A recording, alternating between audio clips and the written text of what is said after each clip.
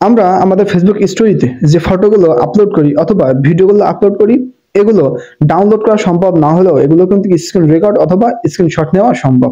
তো আজকের ভিডিওর মাধ্যমে আমি আপনাদেরকে এমন একটি সেটিংস শিখিয়ে দেবো, যেটা আপনারা যদি করে রাখেন তাহলে আপনার স্টোরিতে আপলোড করা ফটো কিংবা ভিডিও কেউ কখনোই ডাউনলোড নিতে পারবে না অথবা স্ক্রিনশটও নিতে পারবে না। তো এর কিভাবে করবেন চলুন দেখিয়ে দিই। এর আগে আপনি যদি আমাদের চ্যানেল নতুন হয়ে থাকেন অবশ্যই চ্যানেলটি সাবস্ক্রাইব রাখবেন। অলরেডি যারা করেছেন অসংখ্য ধন্যবাদ। এই ধরনের ইম্পর্টেন্ট ভিডিওগুলো পেতে আমাদের সাথে থাকবেন। আমাদের সাথে থাকার জন্য অবশ্যই আমাদের চ্যানেলটি সাবস্ক্রাইব রাখবেন। ফেসবুক পেজ থেকে দেখে থাকলে অবশ্যই আমাদের পেজটি ফলোতে রাখবেন। তো যাই হোক, কথা বলবো না, চলুন শুরু করা যাক। তো বন্ধুরা, প্রথমে আপনারা চলে আসবেন আপনাদের ফেসবুক অ্যাকাউন্টের ভিতরে। এরপরে উপরে ডান কোণে লক্ষ্য করলে আপনারা প্রোফাইল আইকন দেখতে পারবেন।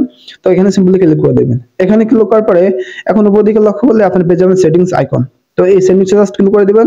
ক্লিক করার পরে এখন স্ক্রল করে নিচের দিকে চলে আসবেন। নিচের দিকে আসলে আপনারা এখানে দেখতে পারবেন যে এখানে আছে স্টোরিজ সেটিংস নামে এই অপশনটি। তো আপনারা এখন এই স্টোরিজে জাস্ট ক্লিক করে দিবেন। ক্লিক করার পরে এখন যখন এখানে আসবেন, এখানে আসলে অনেকগুলো সেটিংস দেখতে পারবেন। তো উপর দিকে লক্ষ্য করলে আপনি দেখতে পাচ্ছেন একটা আইকন আছে।